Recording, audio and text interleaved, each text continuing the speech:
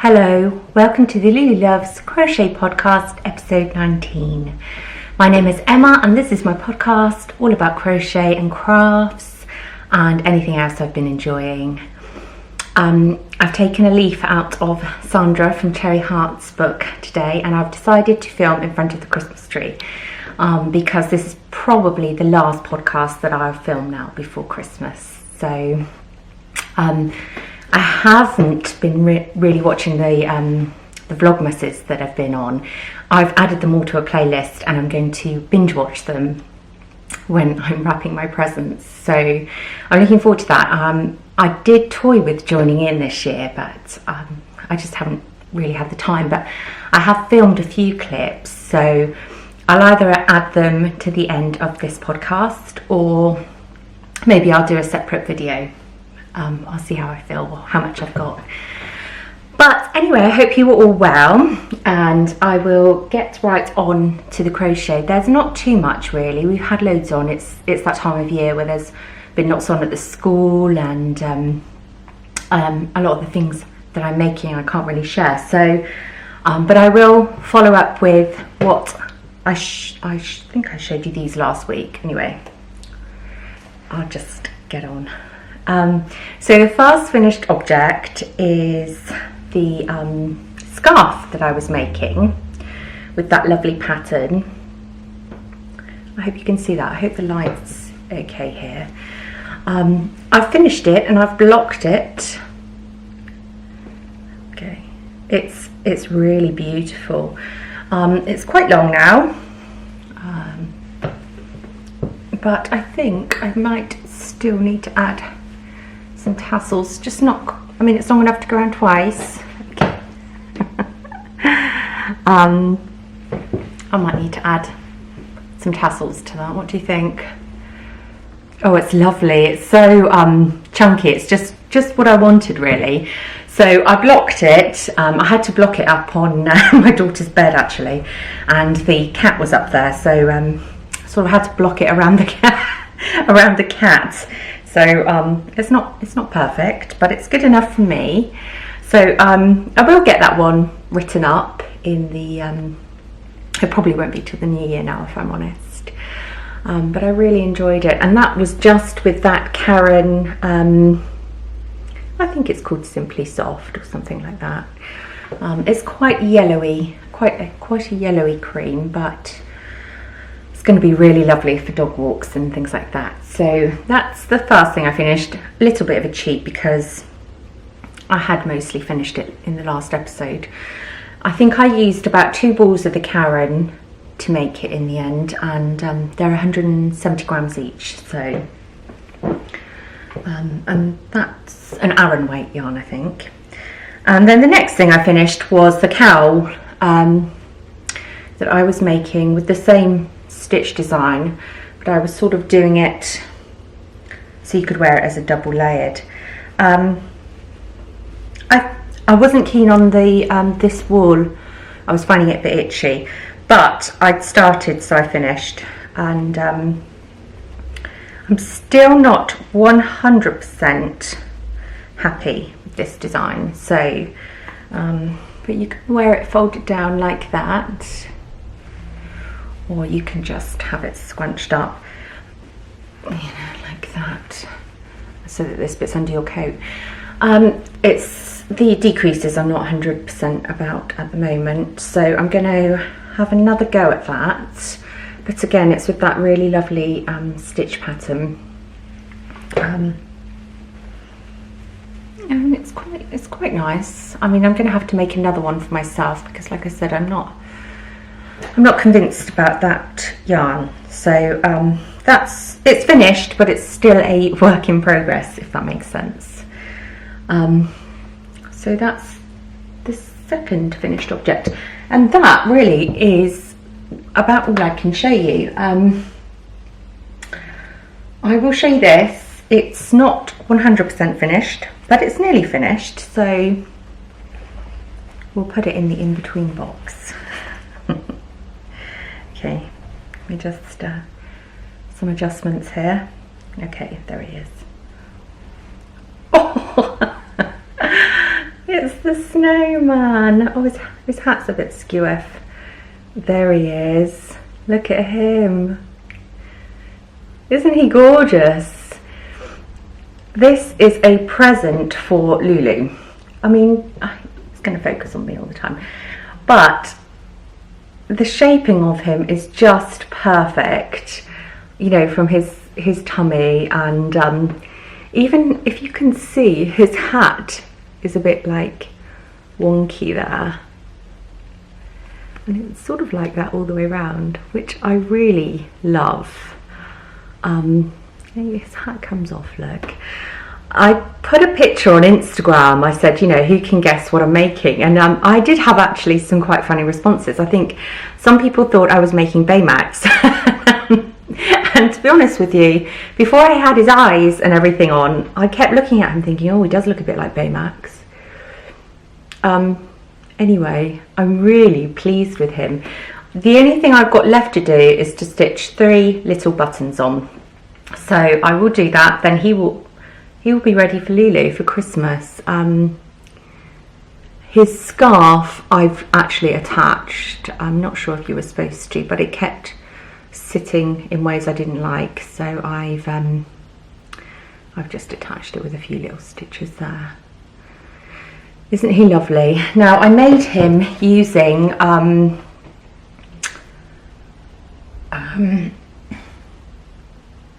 the cotton that I always use. I think it's the paint box cotton. I will put all the details from everything I've mentioned in this podcast in the show notes. They'll be on my blog. Anyway, I had lots of I think it's called champagne white. I always have lots of that in. So he's not a brilliant white, he's sort of an off-white. I actually really like that. I only had 150 gram ball of bright white, and I was just worried because the pattern required a 3mm hook, and I didn't want to do that, so I went with a 3.5mm. So I was a bit worried that I might run out of the white yarn, and I didn't want to order any more. So I had lots of the champagne white, so I went with that. But I think he looks lovely, and I'm really so impressed with the pattern. The pattern is I don't want to put him down because he's so cute, but I will. The pattern is from a Simply Crochet magazine. It's this one. There he is up in the corner there.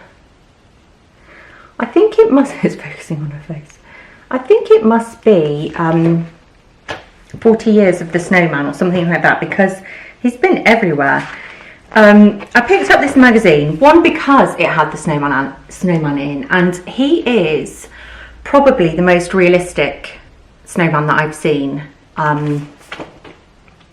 You know, there are quite a few around, but he's obviously been commissioned for their 40th birthday to the snowman. There he is in the book, look. I feel like mine came out a bit chubbier, but lovely, and the instructions are really easy to follow. And the nice thing about it is that his hat's fallen off. I mean, I have to sew that one as well. The nice thing about this pattern is I was watching Emma of Potter and Bloom. She had made some lovely amigurumi unicorns for her daughter and her daughter's friend, and she was saying that she doesn't, you know, it's the joining, it's not the making of the amigurumi, it's the joining. And I feel the same, really, because my necks are always a bit floppy and, you know, all sorts of things. It does put me off a bit. But the nice thing about this pattern is you make one leg, and then you make the second leg, and then from the second leg you attach the first leg, so you're not joining afterwards, so they're completely attached. And then when you get up to here with the body, you do the same. You've made the two arms separately, and then you join them as you go. So the only thing you need to sew on is his head. So there are no joins in any of his limbs, so nothing's going to be a bit wonky, and, you know, you just stuff it as you go. His head is, like I said, you have to sew his head on, but because you've got this lovely scarf around it, it makes it, well, not only does it make it firmer, it just it covers up any, you know, bad stitching you might do. So I really rate that pattern, and in it she had the designer, I can't remember her name, I'll put the details up there. She had said she'd been very specific about where she put the increases to give him obviously this body shape. And I can't remember where I was going with that now, really.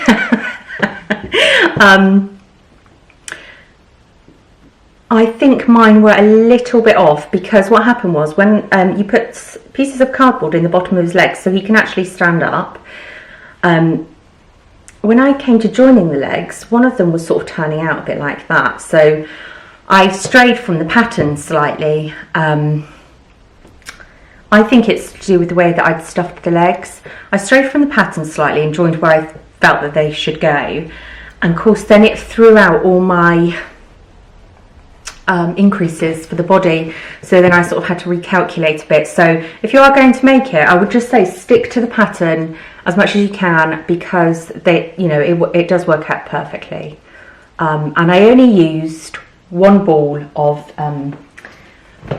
I've got here, yes, it is the paint box. This is what I've got left from 50 gram. Is it 50 or 100 gram actually? Might be 100. No, 50 gram. It's this, the paint box cotton. So that was really good. So I could have made them in the bright white easily. And how satisfying is it just to have a few ends like that left from a project? So I'm really, really pleased with him. I was a bit worried about, you know, you embroider on the nose and the. I don't think I did too bad. I'm quite pleased with the nose. The mouth could have been a bit neater, but anyway, really, really lovely pattern. And there are a couple of really lovely patterns in this issue. I'm a bit selective now when it comes to buying magazines. Unless there's at least 2 patterns I want to make, I generally don't buy them. Like I said, I really wanted to make the snowman. I also really want to make this lovely Christmas ornament by Marianne Rawlings. Just think that would be lovely. And then in this issue as well, there's a really lovely granny jumper by Katie Jones. I really love her work, so I feel like I'm going to get my money's worth from that one. So that is that. So I'm really pleased with that. That will be, like I said, going to Lulu on Christmas morning. I might give it to her Christmas Eve actually, so she can give him a bit of love. And that is it for works in progress, apart from I've dropped it. Bear with me one moment. Okay, I'm back. So I wanted to make my husband a scarf for Christmas, and I made him one a couple of years back now. I mean, probably about 5 years ago, and he's worn it to death. It was just a quick grey cowl. He chucks it on and off. Anyway, it was looking really ratty, so I thought I'll make him another one for Christmas. That's a really lovely gift. I know he's going to use it. And you know, men are always quite hard to buy for, aren't they? So, and then I had a brainwave and I thought, no, I'm going to knit him a scarf, because a scarf is a brilliant first project, you know, when you're still learning to knit. And the thing that's really stopped my knitting is that I couldn't get my cast-ons right. They just were always too big. And I watched Rosina's podcast. I can't remember if it was the last one. Anyway, she was talking about the long tail cast-on, and that one had been recommended to me when I first mentioned that I was learning to knit on my podcast. So I taught myself how to do that. Well, I did teach myself, but I watched YouTube videos until I had it figured out. And I agree, it gives a really neat edge, and it seems to keep my stitches nice and neat. And so I thought, I'm just going to practice my knit stitch and, you know, whip him up a knitted scarf. So I've got this grey, this is Paint Box Aran. I've got some 5mm hooks. I did my cast on. There we go. I'm just going backwards and forwards. I'm thinking that looks like a nice manly scarf. Might need a bit of straightening out. I knitted this for 1 whole hour. 1 whole hour, and I've got little more than an inch of knit. I mean, at this rate, he won't even have a finished scarf by next Christmas. I'm not sure if it's because I'm particularly slow, because I'm still learning, or if I'm just a really slow knitter, but I could have crocheted that in 5 minutes, maybe less, to be honest with you. 1 hour. I'm not sure how you knitters keep whipping up these socks and things, because, and jumpers as well, like I can't even manage a scarf. Now tell me I'll get faster, because I'm pretty close to giving up on this and crocheting him a scarf, which I probably would be able to do in an evening or two. But part of me thinks this will be, I mean, he's not going to get it for Christmas, obviously, that's just not going to happen. Part of me thinks this would be a really lovely project to just get my knitting speed up and practice, you know, my knit stitch and just get my tension right. And so I might just keep going, you know, picking it up whenever I fancy it, and just, I mean, it doesn't look too bad. You can see my tension is getting a bit looser there. So, I don't know. I'm going to keep going with it and see, really. Anyway, if anyone's got any tips, knitting tips on how I can get faster. Maybe it's these long needles again. I still haven't got the hang of, you know, working in the round with knitting. I'm still really just going backwards and forwards. I don't know. Anyway, that's a work in progress, but don't expect to see any results soon. And that, I think, is it for all the yarny things I can show you.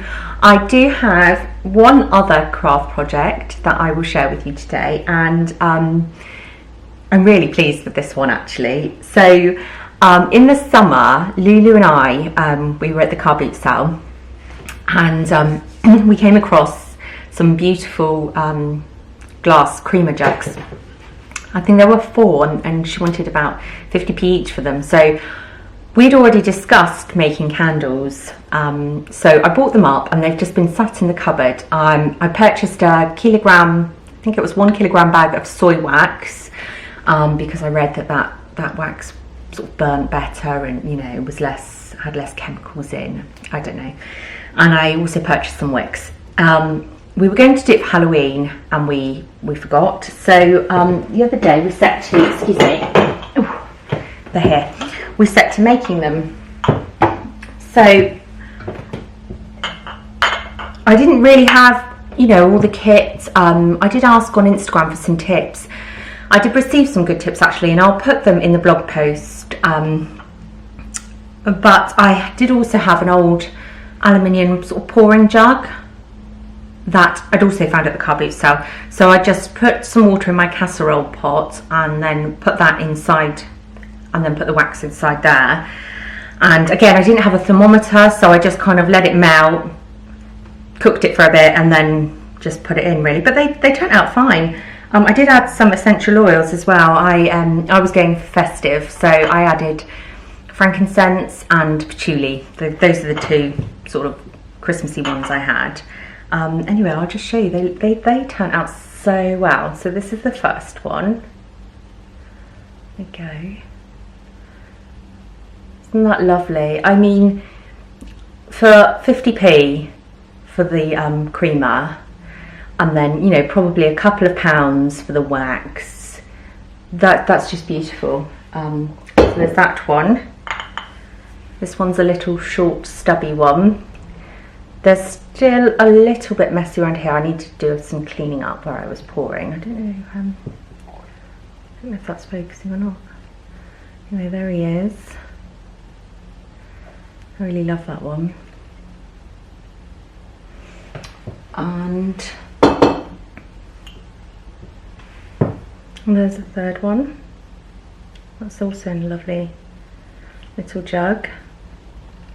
One of the tips that I did have was to, sometimes they sink in the middle a bit, so you sort of let the wax settle, and then when it's, you know, mostly set, you just pour another really thin layer on top just to get rid of any gaps. Mine didn't really do that. I don't know whether it's the type of wax, and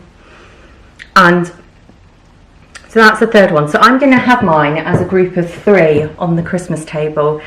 I think they'll be really, really pretty all together, all clustered up together. I also made 2 others. I had 2 other jugs like this, slightly more delicate, that I've done for gifts. And then Lulu, she made lots of small ones. So this is one of Lulu's. This is just an empty tea light holder that we had. She added, I don't know if you can see, some edible glitter to hers, which has made it go a little bit yellow. And she also chose to add geranium to hers, which I love the smell of geranium. Lulu used some shot glasses, some really thick shot glasses that we had, and she used some old glass like paste jars that we'd collected, and she's wrapping hers up for presents for family as well, so they're really lovely. I mean, she was able to stick the wick in, and I did pour the wax for her because obviously, I don't know, overprotective mum, I suppose, but she was really impressed with those, and she let me have mine early so that I could show you. And what I will show you is, we burnt this for 2 hours the other night, and you can see how evenly that wax has burnt down. So I'm not sure if that's because it's soy wax or just because I hit on the right size wick for this tea light holder. I'm not sure, but you know, these are going to last a long time, and they're burning really lovely and evenly. So that's that. Like I said, I have just a minute.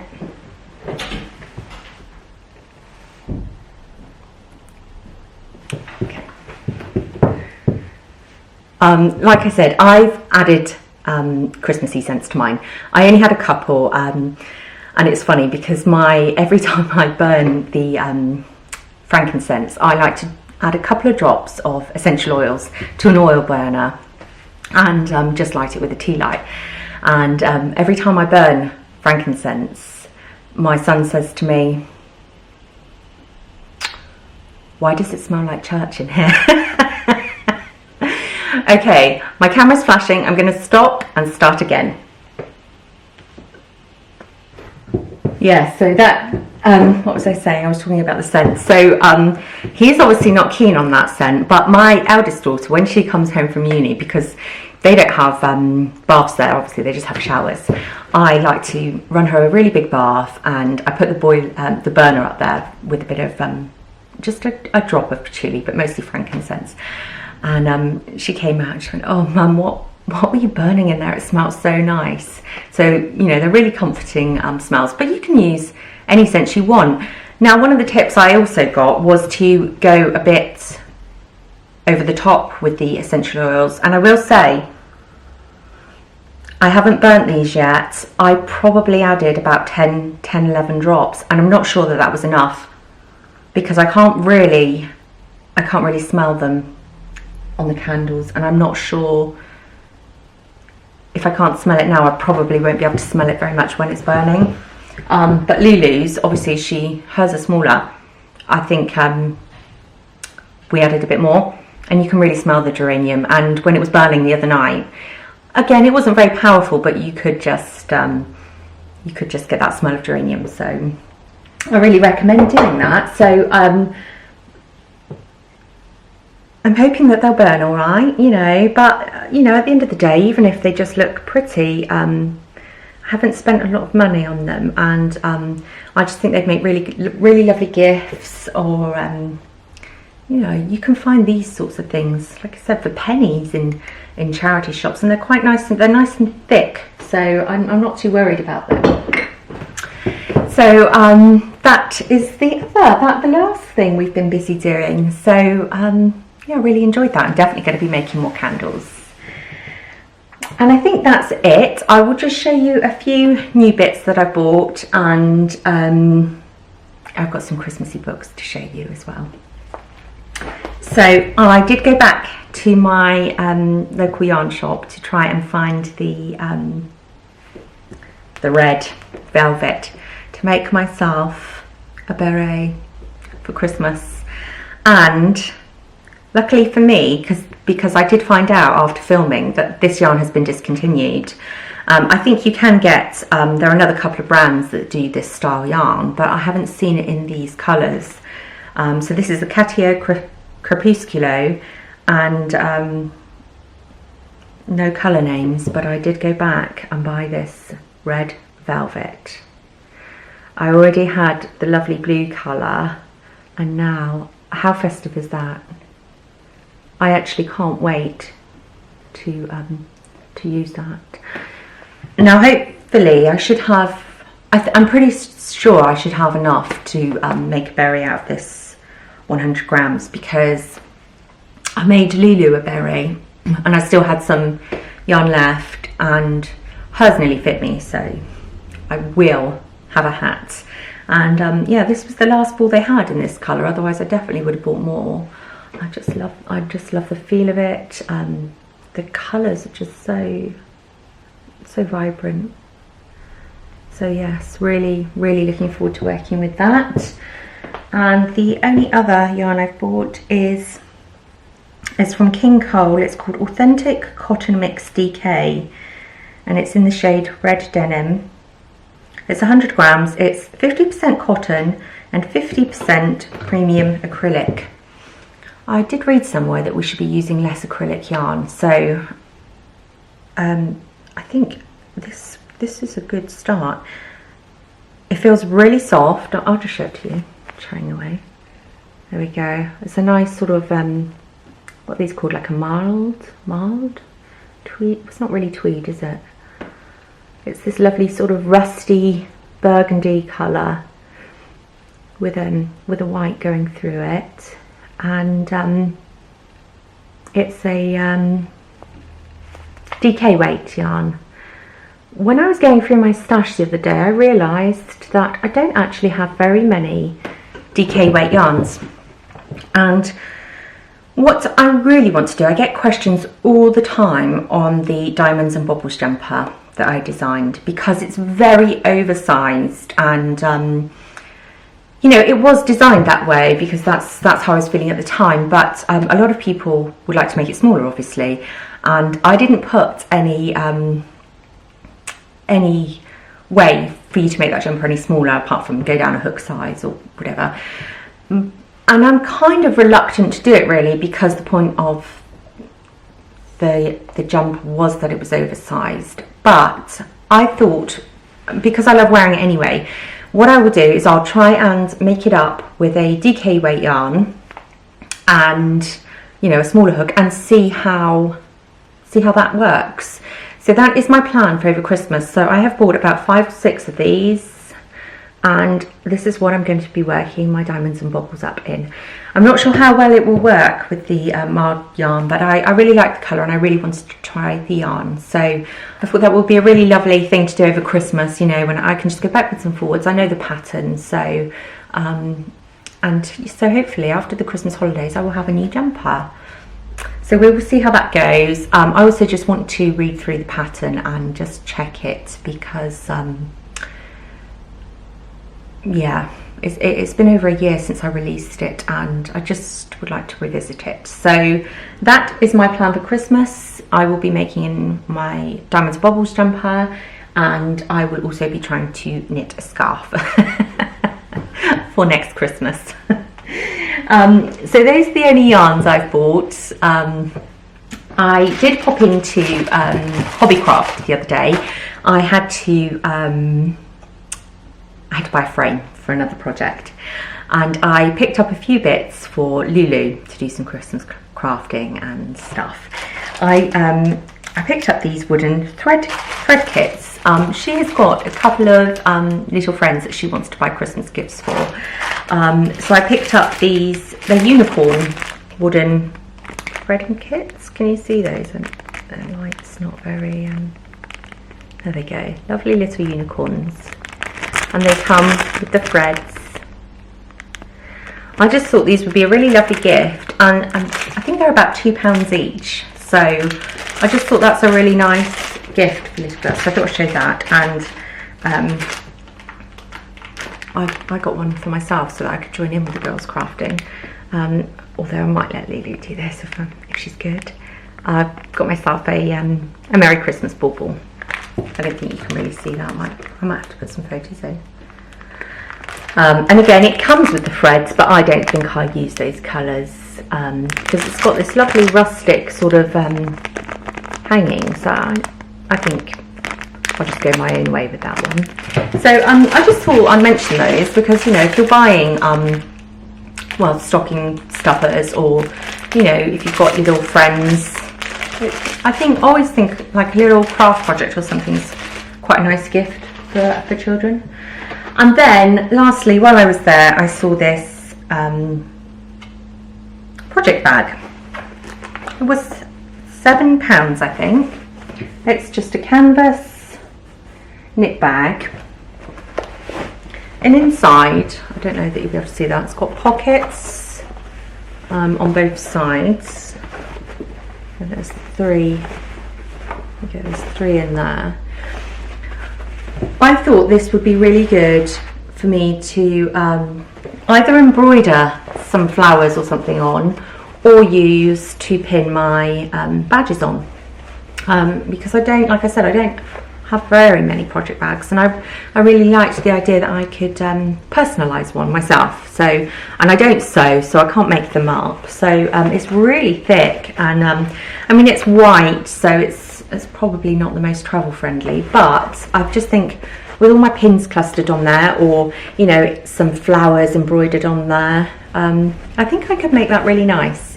So that's probably not something I'll get done before Christmas, but it's there, so I just thought I'd mention it. And again, that's another, you know, present idea. If you I think £7 is really reasonable for a project bag.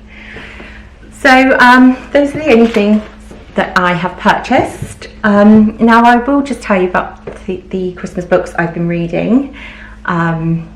So if you're not interested in books, please feel free to switch off. Everything's over here today. Okay, so I actually haven't done that much reading. I have been really busy, but I did finish this. This is called One Day in December. It is, well, I'd say sort of, well, it is a love story. It's, let's have a look. Oh, it's told from the point of view of a girl called Laurie and a lad called Jack the lad. He's a bloke, not a lad. Anyway,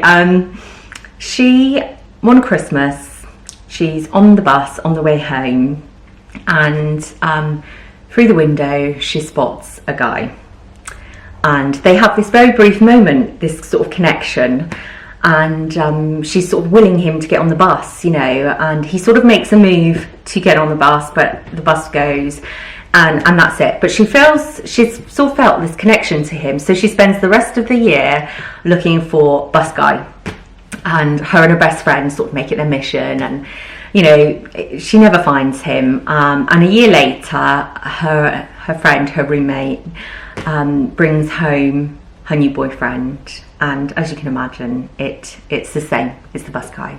He doesn't let on that he recognises her, but he does, and she recognises him and finds it really difficult because obviously she loves her best friend, and her best friend's really in love with him, and so she's sort of tortured for a couple of years. Then sort of life moves on, and it's basically told over the period of 10 years. and it flicks between the two characters, and it will just, you know, pinpoint a month in each of their lives. It's a really lovely read, really quick read. This one is actually going, I've agreed to do a book swap with a friend on Instagram who had just finished a Christmas book. So I'm now going to put this in the post to her, and she's going to send me the one she's just finished. So I'm really happy that someone else will get to read that. But that's a really lovely, I mean, it's not overly Christmas read, but it was nice, quick read, really nice, comforting read. The other book I bought to read over the holidays is Little House in the Big Woods, because of Little House on the Prairie. I mean, I can't think of anything more Christmassy, really. I've read Little House on the Prairie when I was young. I don't think I read any of the others, so I'm going to give that one a go. Read that one to Lulu. And the last one I've really been enjoying is called A Literary Christmas. Can you see that? There we go. It's got a lovely cover. This is a Christmas anthology, and in it has got poems, short stories, and snippets of books. It's basically taken all the Christmas scenes out of all the lovely books. So it's got Wuthering Heights, Sons and Lovers, Cider with Rosie, A Christmas Carol. What else is in here? The Wind in the Willows. What else would we know? Oh, just loads of lovely stuff, really. And it's separated into the contents. So you've got Before Christmas, The Nativity, Christmas Day, Christmas Fair, Christmas at War, A Child's Christmas, Seasonal Snow and Ice, and the New Year. And the illustrations, I mean, there aren't many, but the ones that there are absolutely stunning. And it feels like there's a little nugget, you know, every couple of pages. Just like, oh, I was reading it last night and I came across this illustration. Let me see if I can find it now. There we go. It's of, sorry, I got sidetracked. It's of the Nativity, and it's by Audrey Beardsley. I absolutely love his work. He, I don't know if you can see that at all. Isn't that gorgeous? He was working in the late 19th century. He actually came from Brighton, and his work is just so lovely, but really unusual. It was really sad actually, because he died when he was 25. So I mean, to be able to do things like this, you know, at such a young age, amazing. And it's got a real sort of Art Nouveau feel to it, so I love that. This is just a really lovely book. If you know someone that loves reading, and sometimes book lovers are quite hard to buy for because you don't know what they've read, something like this would be perfect. I've really enjoyed just, you know, you can just read a few pages at a time and savour an image. I've really enjoyed that. And then another one that I've picked up is called Scandi Christmas. See that? There we go. This is a Christmas craft book. There is nothing, it's nice, it's got some quick ideas. I've done something similar to this for my table. It's got some quick projects, it's got some more in-depth projects as sewing, you know, all sorts of crafting really. There was a lovely little branch Christmas tree. I love that little mitten wreath. So that's also another nice one. I mean, to be honest with you, crafts like this you could probably find all over Pinterest for free. But if you know someone that really loves books and loves crafts, I think it's a really nice one. So I've enjoyed that as well. And then the last book I'm going to show you is another one I've picked up for Lulu for Christmas. And I'm going to have to try and keep her away from this podcast now because there are a couple of her presents on here. But it is, well, you know, there's the new film of Mary Poppins coming out. Everyone's really excited. So it's Mary Poppins. Okay. And it's illustrated by one of my favourite authors and illustrators, Lauren Child. I bought Lulu a copy of Anne of Green Gables when she was younger, illustrated by Lauren Child, and my eldest daughter, grew up loving Charlie and Lola, and we actually went and met Lauren Child when she was in Bath for their Children's Literature Festival one year, and she got her book signed. She just loved it. Anyway, when I saw that she had been illustrating this copy of Mary Poppins, I just had to get it. I mean, her illustrations are just divine. I love everything she does, and the book itself, I think, look at that. The book is lovely. The writing's nice and big, so younger children that are starting out with reading.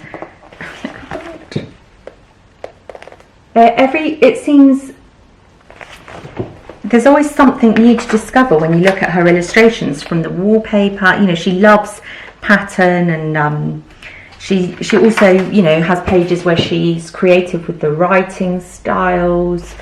It's just a really, really lovely book. So if you've got a young person to buy for who loves reading, I would definitely recommend that. That's a really, really lovely gift. So that's it for books. Again, I feel like this has been really, really long. What are we on? 18 minutes. Yes, quite long. Let's call it a Christmas special. So anyway, I will just tell you about a couple of things that I've watched on TV recently. The first one is Mrs. Wilson. That's been on BBC. It's a 3-parter, and it's based on the story of, I think his name was Alec Wilson. He worked for the MI5 in World War II, I think, and he was married to I think her name was Alison. Yeah, she was a lot younger than him. He married her. Anyway, the interesting thing about it is the lady that plays Mrs. Wilson is Ruth Wilson, and she's actually playing her grandmother. It's a real life story, and it starts with the death of Alison's husband, Alec, and after his death, another wife appears, basically, and his wife had been told that they divorced long before they were married, and he'd still been raising the family and going off, and the family had gone through years of hardship, and he'd been sort of arrested in that prison, and he made out that it was all part of his cover, because he worked MI5, and but slowly more and more women turn up, and it turns out that he had about 4 wives, and in total, they had 2 boys, and they had been married for over 20 years. In total, he had 7 children, some of which, I think 2 of which were born after they were married.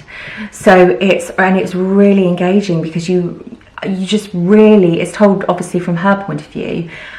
She's really fighting to find out who her husband was, and he sort of made out that he owned this big manor house. It was an ancestral house. It had been taken over by the government. Well, that wasn't true.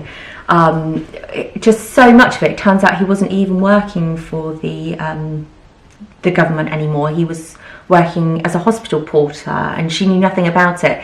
It's absolutely fascinating, and the really lovely thing about it is it's a 3-part drama. At the very end of the last episode, which I think was on Wednesday, they brought in all of his family, so they finally all contacted each other, and there were loads of them. And absolutely loads of them, and they're still fighting to find out the truth about him, because he was in the Secret Service, or they won't release the records on him because matter of national security. So they're still really fighting to find out if everything he said was lies, or was there truth in it. It's just amazing. So that was really, really interesting drama. I really liked that, and I think that's about it for now, really. So just yakking on and on. I'm looking forward to all the Christmas TV. They're doing Poirot, aren't they? They've got John Malkovich as Poirot, and apparently he won't have a French accent, so I'm actually quite excited. I think they've also got Ron from Harry Potter's in that as well, so I'm looking forward to that. There's new Luther starting as well, so I'm really excited. Anyway, I am going to go, and I wish you all a lovely, lovely Christmas or holidays or whatever you celebrate. I hope you have lots of lovely time with your family and you manage to have a bit of a rest. And I will see you all in the new year. Take care. Bye.